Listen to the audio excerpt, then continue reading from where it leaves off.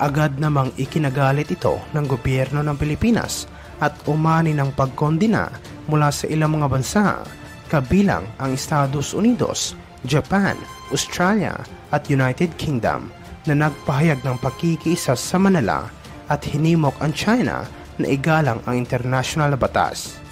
Yan rin mga utol ang dahilan kung bakit ang daming kumakampi sa atin na bansa. Kasi nasa panig tayo ng tama, pinagtatanggol natin yung ating teritoryo na pilit inaangkin ng China dahil kanila daw. Tsaka pag gumawa sila, itong China gumawa ng kababalagan o kabalbalan dyan sa West Philippine Sea, ang gagawin nilang statement, babalik ta rin nila na parang palalabasin nila tama sila at ang Pilipinas ang mali. Palaging ganun yan mga utol ha. Kaya huwag kayong maniniwala doon sa mga pinapalabas nila. Puro fake news ang nilalabas nila na parang pinadadating nila sa buong mundo na tayo pa yung mali. Pero napakarami po nating ebidensya na nagsasabing sila yung hindi gumagalang sa international law. Unang-una na yon, yung pangaagaw ng teritoryo. And take note mga utol, doon sa mga artificial island na nilagay nila dyan sa West Philippine Sea, mga karunungan, kaalaman, teorya, kasaysayan, hiwaga at mga bagong tuklas. Alamin natin. Alam nating lahat na patuloy na umiinit ang tensyon sa West Philippine Sea, partikular sa pangaagaw ng China ng teritoryo dahil pilit nilang iginigiit na kanila ang halos kabuuan ng buong South China Sea. Siyempre, yung West Philippine Sea po, sa Pilipinas at yan po ang ating ipinaglalaban. Ngunit eto na, sa kabila ng kaliwat ka ng protesta at yung mga diplomatic protest at mga pag-uusap o pagpupulong tungkol sa issue sa West Philippine Sea ay hindi pa rin naaawat o nasasawata itong tensyon. Pero eto na, mga sundalo ng China nagsabi nga abandonahin ng mga artificial island kapag nagkagulo sa South China Sea. Yan ang ating alamin mula kay PHTV. Pakisubscribe siya. Pakilike na rin yung video. Game na.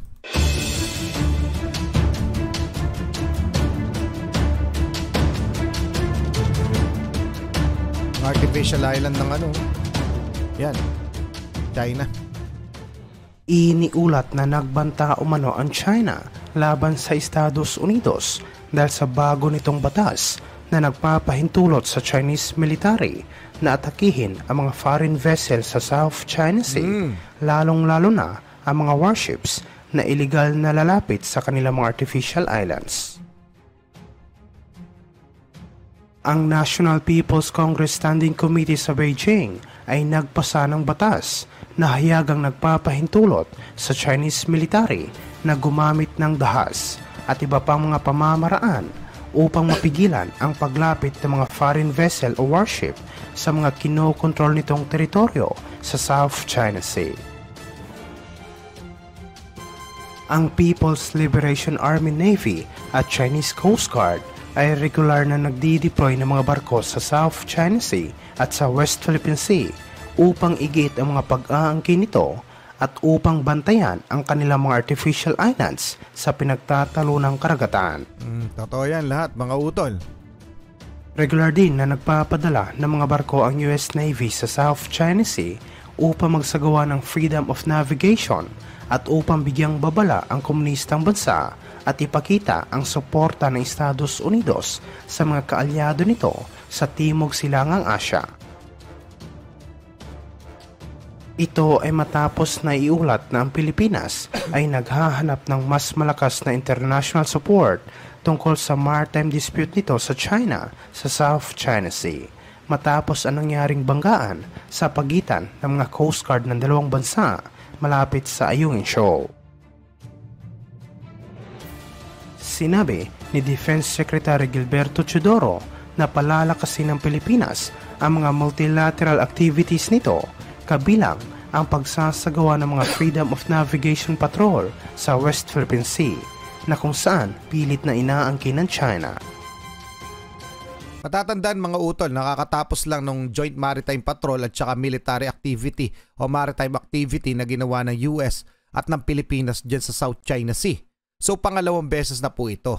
Okay, pero doon sa dalawang beses na yun ay talagang umiikot pa rin o nagmamanman pa rin ang Chinese Navy sa kanilang mga ginagawa. Na para bang ang dating nitong China amin tong teritoryo na to ha, hindi kayo pwedeng gumalaw ng masama. Kumbaga, minamanmanan namin kayo. Pero hindi po sila nagtatangka na i-disrupt o kaya gambalain yung ginagawa ng Philippine Navy at ng US Navy. Pero kapag tayo nagre-resupply mission, mga utol, natatandaan ninyo, lagi tayo hinaharang, hinaharas, binawater cannon, binangga pa nga noong nakaraan. Pero pagkasama natin ng US, hindi nila ginagawa. Pero nandun sila, pumapalibot sila na parang ang statement nila doon o mensahe, amin tong lugar na to ha, hindi kayo pwedeng hanggat hindi namin kayo pinapayagan, hindi kayo pwedeng gumalaw ng kung ano pa man. Parang ganon. Okay? Tuloy muna natin.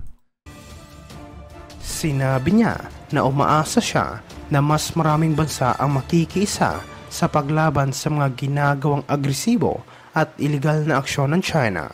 Ngunit hindi nito tinukoy kung anong uri ng tulong ang hinihingi ng bansa.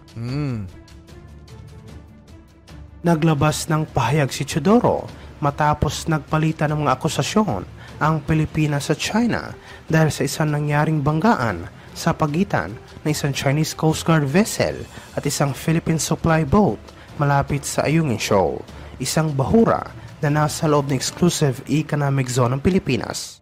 Tama.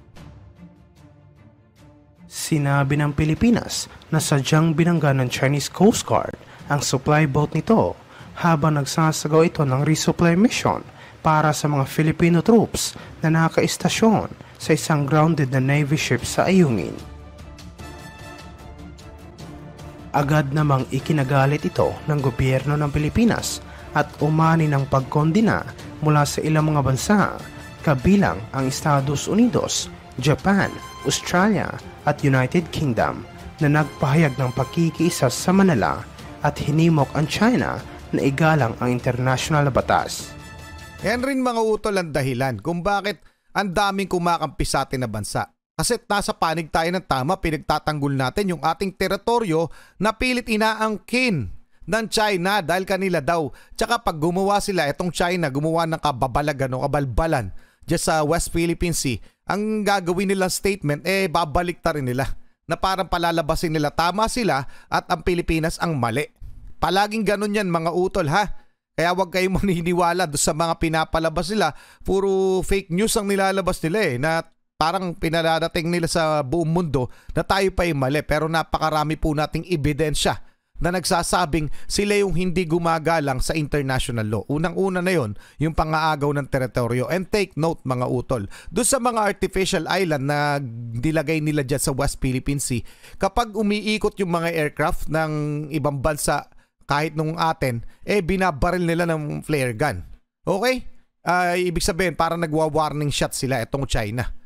So, hindi imposible na kapag talagang parang na-feel threatened sila, pwede na silang gumamit ng dahas. So, hindi imposible yun. Dahil paulit-ulit nilang ginagawa yung mga bagay na yan. So, ano masasabi nyo dyan?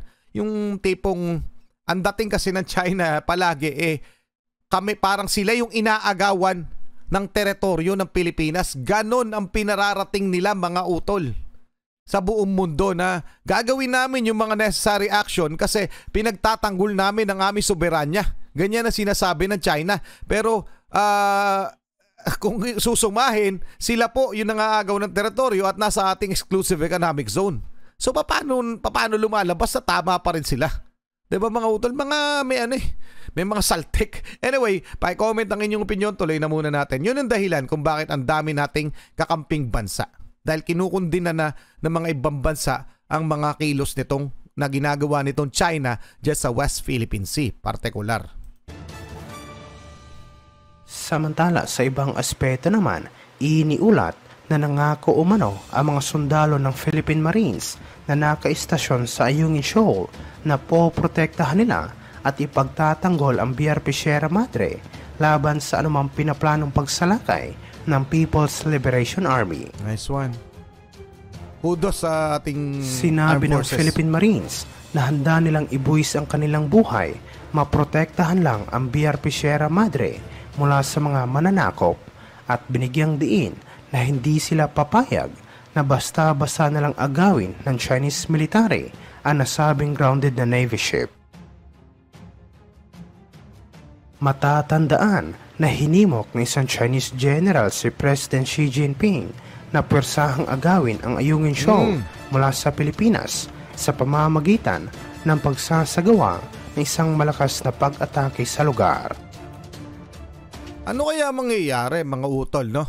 Kapag sa pilitang inagaw ng China itong Ayungin Shoal, sa pilitang inales o giniba itong Sierra Madre, yung BRP Sierra Madre na nakastation dyan sa Ayungin Shoal, ano kaya ang mangyayari?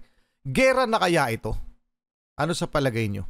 Kasi noon pa man sinasabi na nila, ang dami nga nila nilabas na fake news, no? Na kesyo parang ibinigay na daw sa kanila ng Pilipinas, sa China, ng Pilipinas siyang Ayungin Shoal noong mga past administration, na siyang pinabulaanan at nirescind ng ating presidente si Bongbong Marcos. Sabi niya, kung meron man kayong kontrata o mga patunay na nagsasabing ibinigay ng Pilipinas ang Ayungin Shoal sa inyo, nire-rescind ko na yun o kinakansila. Anyway, bukod pa doon mga utol, sinasabi nila na dapat ng hatakin ng alisin ng Pilipinas yung BRP Sierra Madre doon dahil kanila nga daw yun. And one more thing, kapag nagre-resupply mission, diba? Sinasabi nila sa media, kapag hinaharas nila ang ating Philippine Coast Guard at ang iba pang mga Pinoy vessels, sinasabi kasi nila na magko-construct na raw tayo doon. Ano naman, kung magko-construct tayo ng istruktura doon, atin naman yung Ayungin Shoal. Na ang pinalalabas nga nila, amin yan. Etong China, amin yung Ayungin Shoal, kaya wala kayong karapatang mag-construct dyan. Parang ganon. So nakakabuisit, di ba? So, comment. Tuloy na muna natin. Sinabi ng Minister of National Defense ng China na si General Li Shangfu na hindi dapat matakot at magdalawang isip si President Xi Jinping na magsagawa ng agresibong aksyon dahil napapanahon na upang kunin ng China ang mga teritoryong inagaw ng ibang bansa mula sa kanila. Iniulat ito matapos nagkasundo ang Pilipinas at Estados Unidos na doblehin ang bilateral coordination ng dalawang bansa kasunod ng kamakailang insidente ng banggaan na kinasasangkutan ng mga barko ng Pilipinas sa China sa West Philippine Sea. Sa isang joint statement, sinabi ni Philippine Defense Chief Gilbert Chodoro at ng kanyang US counterpart na si Lloyd Austin na tinalakay nila sa telepono ang mapanganib at iligal na aksyon ng mga Chinese vessel noong nakarang buwan na humantong sa isang banggaan. Binanggit din umano ng dalawang kalihim na saklaw na Mutual Defense Treaty ang mga public vessel, aircraft at armed forces ng dalawang bansa, pati na ang Coast Guard saan man sa Pasipiko at sa South China Sea. Idinagdag ng dalawang kalihim na committed sila na doblehin ang kanilang pagsisikap na palakasin ang bilateral coordination, interoperability at suporta sa modernisasyon ng Armed Forces of the Philippines.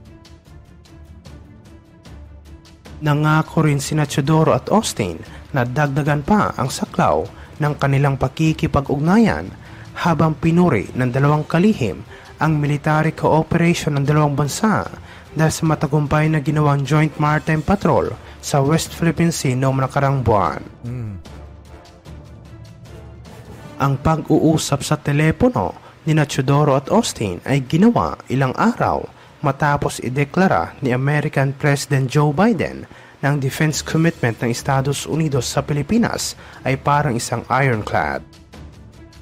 Yan, sigurado yan mga utol. Sinabi yan talaga sa statement ni President Joe Biden, no? Pero ngayon 2024 November, magkakaroon ng eleksyon na ng presidente sa Amerika. So hindi natin malalaman kung sino ang susunod na presidente ng Amerika. So aantayin natin yan. Ang tanong mga utol, ito tanong ko paano pa ba natin maaagaw yung mga maaagaw o makukuha muli ang ating mga teritoryo na nasakop na ng China? You know, yung mga nasa artificial, yung may mga artificial island na. Paano natin sila mapapaalis sa West Philippine Sea? Gera na lang ba ang paraan o meron pang ibang pamamaraan na maari? Ano sa palagay nyo? Pa-comment na lang mga utol. Hanggang doon lang muna. Maraming salamat kay PHTV. Maraming salamat sa inyo. Muli ako sa Target Achilles and we have the Real Southpaw Production. Ako nagpapasalamat sa walang sawa niyong pagsuporta. Kayo mag-iingat, keep safe, God bless at saludo po sa inyong lahat. Maraming salamat po. Huwag niyo kakalimutan i-comment ang inyong mga opinion.